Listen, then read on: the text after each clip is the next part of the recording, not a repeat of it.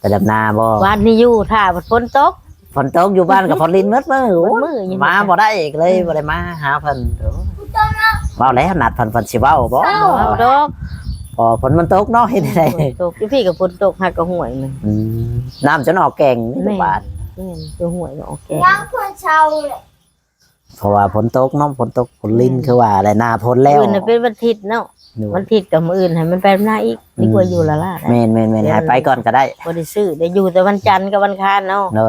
ย วันจันทร์กับวันคารให้เพิ่นอยู่ แม่น มื้ออื่นนั้นไปอีก มื้ออื่นมื้อนี้วันเสาร์บ่ วันเสาร์ อ๋อ อื่นวันอาทิตย์ นั่นแหละ อืม กันหมอ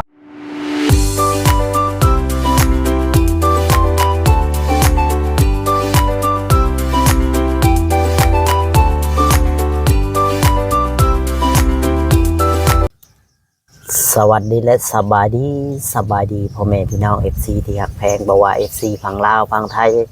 แล้วก็ต่างประเทศนำเด้อพ่อแม่พี่น้องเนาะมามื้อนี้ก็มาพบพ่อกับช่องหมอจ่อย Channel อีกแล้วเส้นเก่าเส้นเคยพี่น้องเอ้ยเนาะมื้อนี้หมอจ่อยก็มาหาทางเพื่อนสาวแตงอ่อนพ่อแม่พี่น้อง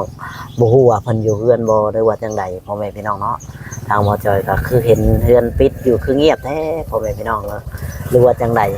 ก็สิพาพ่อแม่พี่น้อง FC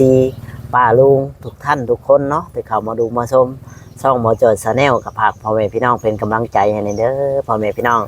ว่าสิมาแจ้งข่าวดีสาวแตงอ่อนก็สิเป็นข่าวร้ายอีกแล้วพ่อแม่พี่น้องเนาะเพราะว่าเป็นหยังที่เป็นข่าวร้ายเพราะว่าหมอจอยไปธนาคารน่ะมันซื้อผิดน่ะมันก็เลยบ่ได้พี่น้องเนาะมันก็เลยเอาเงินบ่ได้พ่อแม่พี่น้องเลยว่าจังไดก็สิเป็นข่าวร้ายแต่ก็จะเป็นข่าวดีอยู่ดอกพี่น้องก็สิได้อยู่ดอกแต่ว่าก็ใช้เวลาในน้อยนึงเนาะจังใดก็ฝากพ่อแม่พี่น้องเป็นกำลังใจให้เด้อพ่อแม่พี่น้องช่วยเบิ่งคลิปบ่จอยเนาะเป็นกำลังใจปะบ่เว้าหลายใจห่างพี่น้องเลยไปเบิ่งเฮือนชั้นบ้านแป้นของสาวแตงอ่อนบ่ฮู้ว่าเพิ่นอยู่หรือบ่เนาะพี่น้องเลยไปนี่เพิ่นเท่ามื้อนี้คือเงียบแท้พี่น้องสาวแตงอ่อนจักอยู่หรือบ่จังใดพี่น้อง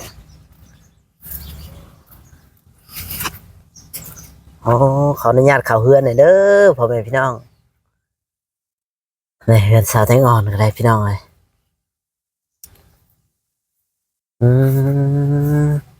เงียบสาวแตงอ่อนบ่อยู่แล้วพี่น้องเลยเนาะบ่ฮู้ว่าเพิ่นสิไปอยู่ไสพี่น้องเลย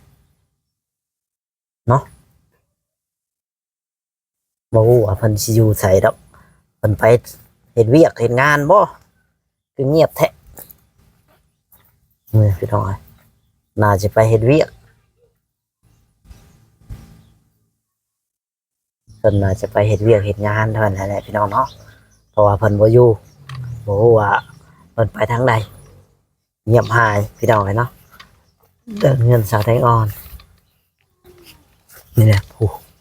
เราสิลองไปถามแม่ตู้นะเพิ่นว่าสาวแตงอ่อนไปใช้ลองถามเพิ่นลองเบิ่งพี่น้องเลย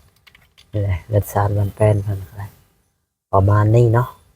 ได้มาอัปเดตให้พ่อแม่พี่น้องเบิ่งเนาะแต่ว่าเพิ่นก็บ่อยู่พี่น้องเนาะเฮาก็ได้มา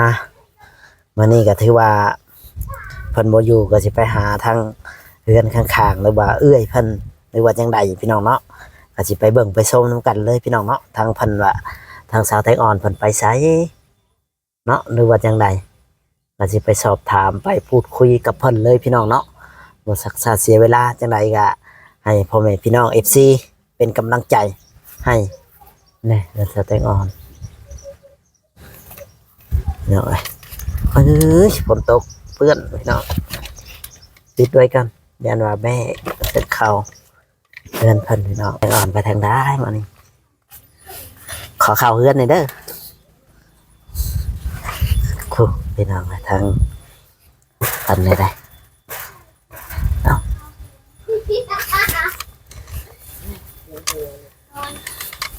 เห็นแต่น้องอ้อยพาเท่าสบายดีโอ้เห็ดอย่างน้อนี่โอ้นางอยู่บนงัวอยู่กับไผนี่เดียวกับนางอ้อย นี่กับน้องอ้อยอ๋อกับหลานชายเนาะ ใช่บอก บ่ได้ไปทางไหนบ่ อยู่นี่ไปใช้บ่ได้ดอกแม่นะบ่หันบ่มังอ๋ออย่าลบ เก่าเขา เขาให้เพื่อนใส่มันไม่ใส่ คิด แล้ว ว่า ถือได้ใช่ ถือได้ไม่ตู้คิดว่าไปดำนาน้ำเขา บ่ได้ไปแม่ไปบ่ได้ไปจักปีนะ อ๋อ มีแต่พ่อไปคันบ่มีอ่ะ อืม กับทวาไปเลยทวามันโบกเตาแล้วก็ไปแต่เช้านํ อืมสเตงอนไปใช่นี่เนี่ย อ่อนไปดำนา ไปดำนาบ่ วันนี้อยู่ถ้าฝนตก ฝนตกอยู่บ้านกับฝนลินมืดมือโอ้ย มืดอยู่ มาบ่ได้อีกเลยบ่ได้มาหาเพิ่น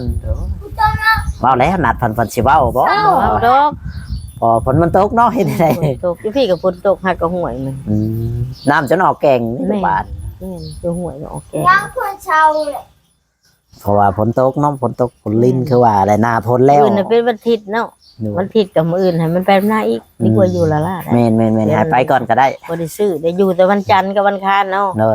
ย วันจันทร์กับวันคานให้เพิ่นอยู่ แม่น มื้ออื่นนั้นไปอีก มื้ออื่นมื้อนี้มันเฉาร์บ่ วันเสาร์ อ๋อ อื่นวันอาทิตย์ นั่นแหละ อืม กันหมออันนั่นก็วันจันทร์วันคาน แม่ พุ่ เพิ่ น น แห ก็ ละ ไปคือกันนะมื้อ อืม ไปเฒ่า ไปทำกันเนาะพากันไปหา ไปหา พอได้ซื้อมาพริกเกลือพริกนัว อืม เวลามันโบมันขาดเนาะ ซื้อ มัน ข้าวย มันขาดนะมัน ซื้อ จำเป็น ไม่เท่าแล้วซื้อข้าว โอ้ไม่เท่านะซื้อข้าว ซื้อข้าวแม่นางแตงอ่อน อืมนั่นแหละเราก็หา อืม พอได้กินขัน อัน บ่ ไปอยู่ไปยามมื้อเช้าคนว่าสิดึงข้าวให้ลูกก็บ่นึง อืม กินน้ำแม่ไปได้แม่จกให้กับคงกินให้ไปกินให้แม่เฒ่าเด้อลูกเด้อลงมาแน่แล้วสินึงข้าวว่าห้อยไว้ให้ลูกก็บ่ถึงนะไปแต่โตไปแต่เช้า เราเฝ้าจัก ลูกมาก็ใช้อ้อยนึงข้าวแล้วบ่ได้นึงยาจนเรากูเฮ็ดกินสุกิน อืมไม่ได้ ดู เนาะ สิแล้วบ่เบิ่งเพิ่นได้หลานตัวเอง เลย อืมอ้าวอยากส่งก็ไปหามากิน พอได้กินพอได้ซื้อเนาะ ปากแล้วเว้าพอได้ซื้อเพิ่นก็ได้ แม่นั่นแล้ว กันเฮ็ดอย่างอื่นเพิ่นบ่เป็นน้ำหมูได้ซะเลือดเถือกทะเป็นได้เป็น แม่นกับพวมเฮ็ดได้นี่ แต่ เฮ็ด ใน ได้ ช่วงหนาวๆเดือน1เดือน2มันไปบ่ได้แล้วตอนเช้ามันล้ม มันล้ม นี่นะนางแตงอ่อน สาวแตงอ่อนนะ มันอ่อนเพลียเลยมัน แบบว่าหน้าหนาวนี่แบบ เวลา ว่า หนาวอยู่บ่ได้แล้วแบบว่ามันอ่อนนี่ มันอ่อนแบบ เออ มันกระดูก เอ็ ก น ระเดี่ยว มันอ่อน อ๋อ คันแดดก็กล้า7-8 โมง 9 โมงไปได้ ไปได้ แต่ เฮ็ด ช่ ได้ วงหนาวเดือน1เดือน2นะโอ้ยมันเฮ็ดหยังบ่ได้มันอยากลบใส่ไปน่ะ แบบหน้าหนาวแต่ละปีนี่คือกันมั้ย คือกันก็พญาติแม่นนั่น อ๋อ อืม แบบว่าเพิ่นเป็นคนที่ว่าปกแข็ง คน แฮ อ่อน ง แอ แบบว่าเพิ่นอ่อนแอตั้งแต่น้อย อืม ๆแต่เกิดมา แต่เกิดนะ อ๋อ เป็นจะเกิดคนว่ามันบ่ใหญ่ซำนี้เด้ว่ามันสิบ่ได้พัวน้ำหมู่นี่แหละ อืม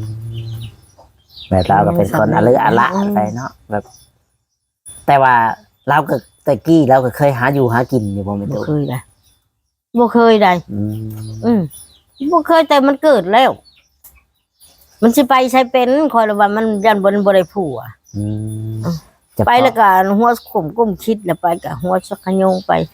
แบกไม้ชุดก่อนย่ำแรงเด้นำแม่บักอ้ายว่าสั่นล้มหัวควักไปแล้วเขาเว้าว่าโอ้ยอีอ่อนสิตายแล้วเขาเว้า อืม มันแบกไม้ซอยเขาให้ได้ปัจจัยมันหมักนั่นน่ะเนาะ น้อย ฉันหามก็บ่อยู่ และท่านก็อยากได้เงินอยากได้คำเลยนะเนาะเพราะว่าพอได้ซื้อให้ลูกให้เต้า หรือว่าซื้อในครอบครัว ซื้อปลาทู อืม วันนี้ก็9,000ก็มาปิ้งกับลูกวันอ้อยเห็นได้กินปิ้งลวกพัก อืม เอาแม่พักเป็นนวลไม่เท่านะไปลวกกินกับลูกมาเอาเขาเท่าบักให้กระปุกพร้อม อืม พักเป็นนัวมันสิใครกระติดจะได้กลนให้เอาปลูกเด้อให้มันติด เมื่อก่อยซื้อมาอยู่ค่อยเพิ่นยังบ่ได้ปลูกก็บ่จัก ติดเลยมันสิใครติดเลยได้ ติดแต่ แล้ว ว่า ตนาติดแล้วซับให้เงาหนึ่ง ซื้อข่อยก็ซื้อมาอยู่เพิ่นแช่น้ำไว้แต่บ่ฮู้ว่าเพิ่นปลูกหรือยังเพราะว่าสิให้เพิ่นมาปลูกอยู่ ในนั้นยังบ่ได้ปลูก บ่อนไหนนะไว้ปลูกทำหลังก็ได้ อืม ให้ปลูกไว้จังไคนะเพราะว่าแช่น้ำหลายวันแล้วยันว่ามันเปื่อยมันหยังอะนะบ่ว่าเฮาได้แช่ ตัว น้ำ เปื่อยก็เปื่อยแล้ว เพราะว่าให้เราปลูก อืม แคมหัวปลูกติดหัวนี่แหละมันยังสิง่าย แม่ แม่น มันน้ำ แบบว่าถ้า มัน เฮาไป บวมแล้วมันจะตาย แม่นมันบวมมันหยัง คือโพนนี่ เห็นว่าเที่ยวมาก็อยากให้เพิ่นปลูก แม่น ไว้จังไคนั่นแหละบ่แม่นหยังดอกเพราะว่า ติดแล้วเขาเอาให้ฮะ แม่นปลูกทั้งหัวทั้งหางพอได้ใช้ต้มใช้แจ่วก็ว่าไป เออ มีหลายกะ ผักหอมพยังกระปูกพอ มีหลายกะเอาไว้ หอมเปรี้ยวหอมยังกระปูก ไปแลกไปขอเพิ่นก็เอาเฮาบ่มีเฮาก็ไป ได้เห็ดเหี่ยล่ะ เอาขาเอาตะไคร้นี่แล้ว เกลือบ่เหี่ย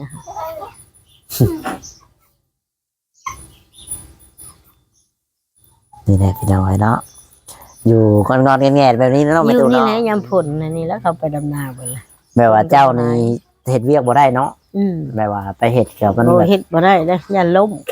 เพราะว่าเฮาอายุแก่ไปแล้วบ่ได้ค่อยลื่นกับพ่อแล้วก็ลื่นอายุแล้วลื่นแล้ว อ๋อ แล้วรถค่อยมันจะเล่าได้เฮ็ดมันเฮ็ดหยัง เด้อในตู้กันอยู่เก็บแบ แบบ บ ว่า นึงก็อยากล้มนะ แบบว่ามีโรคประจำตัวบ่ แม่ เจ้าโรคหยังเราไม่ตู้เขาบอกได้อยู่บ่ เบาหวานได้ โอ้ ตีนเบาหวานบางหันตีนจนเปื่อยบ่ได้ลูกเอ้ยนี่ มันเศร้าเบิดเลยได้ตีเปื่อยเบิดเลย แต่ข้าวแจกพ่อพวนางแตงอ่อนนี่คนไปบ่ได้นะมันเปื่อยเบิดอันนี้คนจนบ่หานไปยันมุขีเดียดลูก อ๋อ เปื่อยเบิดนี่คนทายาขวดหนึ่ง2,000กับยากินแล้วพอดี4,000มากินได้อาทิตย์หนึงพอดีมันหุบเข่าลูกเศร้าเลย จ้า เป็นเบาหวานเลยก็ตัวบ่อำไปซั่นลงน้ำแล้วก็ยามันเปื่อยเพิ่นว่า แม่น่ะแล้ว อืม ขนาดบ่ได้เฮ็ดยังมันยังจะชำนี่เนาะ อ้ย คัน แต่ เฮ็ด ล้าง เวียก ถ้วยก็ยังพอล้างบ่ได้สู้ล้างคันฝนตกแล้วบ่ได้สู้จากไปใส่ทั้งนะอยู่แต่เห็นบ่ค่อยหลังอยู่นี่บ่ได้ไปทางใดนั่นอยู่นี่แหละ อืม เฮ็ดอยู่กินแรงง่ายก็ได้อยู่ลูก เฮ็ดแรงเฮ็ดง่ายให้ลูกให้เต้าเพิ่มเพิ่นมา แล้ว เนาะ อยู่ยามเพิ่นไปเวียกก็เฮ็ดได้ อืม ยามเราอยู่ก็มีแต่ลาวดอกเฮ็ดแล้วบ่ยากเราเราเฮ็ดผู้เดียวเรา นั่นแหละตามเรื่องตามสารคันแม่นว่าเฮาซื้อไม้มาซื้อหยังมานี่เพิ่นสิเอาลงให้ได้อยู่บ่เนาะ รถนะ แม่น เอาลงพุ่นเลยลงเดินเฮือนไม่เท่า อืมลงชน แบกมาก็ได้นี่จอดไว้นี่แล้วก็แบกขวมหัว สัตว์ออก แบกไปนี่ก็ได้นี่สัตว์ออกนี่ คันว่าลงนี่นี่บ่ได้เด้เนาะ มันคาเฮือนนี่คาเฮือนภายน้อยพุ่น โอ้ เป็นเวลานี่ โอ้ สังกะสีก็จะก็ออกบ่ล้มชั้นดินตัวนี้มันได้ขายเบิ่ล่ะ แม่นั้นมันบ่มีทาง บ่มีทาง ไปสิไปเด้ ซื้อมันก็บ่มี ชื่อคือเป็นดินตาบอดแล้วเนาะมันก็ชมซ้ำล้มแต่รถไถเล็กๆน้อย มานี่มันล้มมันบ่ล้มแต่ในสาขาเฮือนก็ อ๋อ ส่วนหันไทยเฮือนน้อยเฮือนเวลา ไปอันนั้นมันก็ก่อเฮือนเขาก็เฟพังไปเท่านี้ ก็หันแล้วแต่นี่มานี่แล้วมันล้มบก เลยคือว่าอะไรเนาะ อืม ทางคือเมนตู้เนี่ยก็บ่มีดินแบบว่า มันก็เป็นดินตาบอดนะ มันเต็มหมดเลยได้ดินไม่เท่าให้หน้าให้เดียวได้นี่ซื้อก็นั่งแต่งอ่อน20,000น้ำหลานชื่อน้ำนางไพวัน อืม พอซื้อน้ำหลานอยู่ลูกป้า ตะกี้เมนตู้อยู่ไสฉัน อยู่เซโนอยู่สลามไซ อ๋อ ดินเพราะว่าดินหอมอะไรแบบว่าบ่อ้ำบ่หอม ยืมเงินธนาคารว่าให้พวกคือแปะไปสิแหละคือเพื่อนไม่เท่ากับข่อยนี่ อืม เขาสิใช้เขาว่าเขาสิใช้เขาสิส่งแต่ละเดือน บัดไปละปีหนึงก็บ่ได้ส่งใบธนาคารน่ะไปเบิ่งกวดเบิ่งเขาออกมาให้เบิ่ง อืม แล้วก็มันบักอันนั้นกับพ่อกับแม่เขาก็ตายแล้วท่าเดี๋ยวนี้นะกินเงินแล้วตายเลย อ๋อ ทั้งพ่อทั้งแม่ โดย ทั้งผัวทั้งเมียเงิน16 ล้านน่ะ อ๋อเลยว่าบ่ได้หยังเลย บ่ได้หยังเลย ก็มีแต่ว่า ค่อยขายดินตัวนั้นขายดินเฮือนตัวนั้นล่ะ100,000เหลือเงิน15,000 บาทอยากให้ก็ให้บ่เป็นอยากห้องบ่เป็นแล้วมันเสียเลย มันว่า มันเบิดเลยเด้ มันบ่มีคนใช้ บัดนี้ บ่มี ยัง คนรับประกันเนาะ ยังดินหอมๆบัดนี้ อืม โอ้ยยังได้ให้ละได้บ่แจนทางเข้ากันในเป็นอ่อนบ่ได้ขอนี่เป็นนี่ป้าเฮือน ดินกับป้าหน้ากับป้าให้น้องสาวเฮ็ดได้หน้าก็ยังบ่ได้ขายนะ โอ้แบบว่า มูลผัวหันยังเบิดน้องสาวเฮ็ดอยู่บ้านพอ กับปลายประเทศเนาะ เอาไปหาพออยู่พอกินแล้วบ่วนเขานะให้ไปแล้วเมื่อละหายามเขา เขาได้น้ำลายเขาก็ไปให้กินเนาะ เอาบ่วนเขาอีกเฮาพออยู่พอกินก็บ่วนน้ำลูกน้ำหลานน้ำน้องน้ำนุ่ง น้อย พอไปใส่ละไปพออยู่ใส่ละอยู่ แม่น่ะแล้ว มันไป พอเขาไปหน้าเนาะมันเขาสิขึ้นหลังบุคายยังได้เขาว่าป้าให้เขาเฮ็ด แม่นะเวลาเขาตกทุกข์ได้ยากเขาก็พอได้ มุน ไป แม่ แล้ว นะบ่มีหยังดอกมุนแม่นะเพื่อนจะน้ำผัวบ่แม่นะบ่มีหยังนี่เขาก็บ่มีหยัง เพราะว่าแม่ตู้นี่เป็นคนบ้านนั่นอยู่สนามชัยเนาะ บ้านสีบุญเฮือง บ้านสีบุญเฮืองตรง แต่ผัวอยู่สนามไซ อ๋อ อ ในโค้งนะว่าในครัวนะ เอาน้ ว่า องสะใหญ่ๆในกายครัวขึ้นไป กายครัวขึ้นไป ทางเข้าวัดนะลูก อ๋อ น้องสาวก็ยังอยู่หั่นแหละเด่นน้องสาวผู้ติดข่อย เลย อยู่หลายได้น้องสาวอยู่94เพิ่นเป็นทหาร อยู่ให้เมานะน้องสาวล่ะอยู่ดึกน้อยหัวค่ำกับน้องชายผู้ทิศน้องสาวล่ะแม่เจ้าเนี่ยเป็นเอื้อยกกหมูเอ้ยกกปูผัวใหม่แม่นะปูเพื่นนี่เนี่ยเอ้ยกกแท้พอแล้วตายแต่อยู่บ้านดงน้อยคนนี้2 คนน้องเราก็มากันนับถือเอ้ยเลยเพราะว่าสายเลือดเฮาเนาะตามก็ได้น้องแม่และแยกกันมาแยกง่ายกันมาแบบว่าพออยู่พอกินเนี่ยอยู่ใช้ก็อยู่ได้ก็มาหาเอาล่วงหน้าเนาะ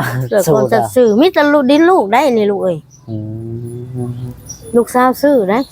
20,000ลูกเอ้ยเงินบ่มีได้20,000ซื้อดินเขาอยากได้เงินลูกโอนมาให้อยู่เมืองไทย20,000ทุกมื้อนี่เพิ่นก็อยู่ไทยบ่อยู่ไทยได้แม่บักตัวน้อยนี่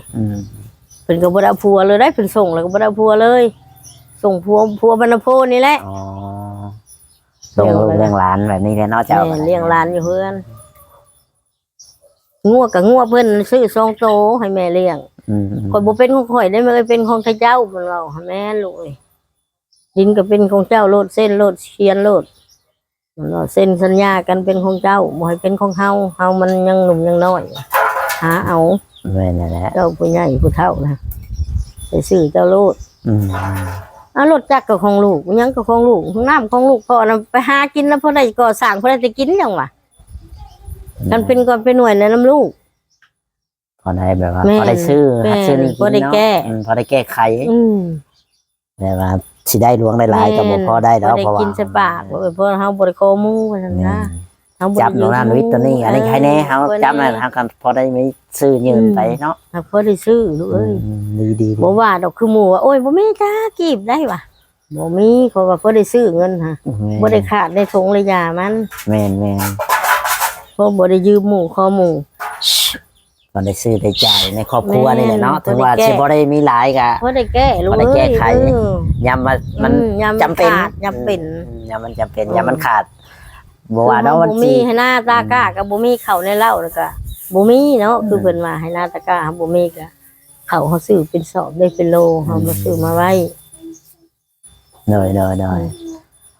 พอได้กินซื้อพอได้กินพอได้แก้ไขขาดในติ๊บเลยได้โอเคจ้าคลิปนี้ก็สิบ่มีหยังหลายพี่น้องยังหลายเลยเฮาก็สิขอจบคลิปไว้ก่อนเฮาก็มาแล้วนัดกันว่าวันจันทร์วันคานพุ่นแหละให้ผู้เฒ่าอยู่เจ้าเดี๋ยวเขาสิมาบอกอีกที่นึงนะเดี๋ยวเขาสิมาหาอีกที่นึงเพราะว่าเขาก็ย่านว่าเพิ่นยังบ่ได้เปลี่ยนชื่อให้ก็มีเพิ่นว่าเพิ่นสิเปลี่ยนชื่อให้อยู่โอเคเด้อแม่ตูเด้ออยู่ดีมีแฮงสบายดีปลอดภัยเด้อเดินทาง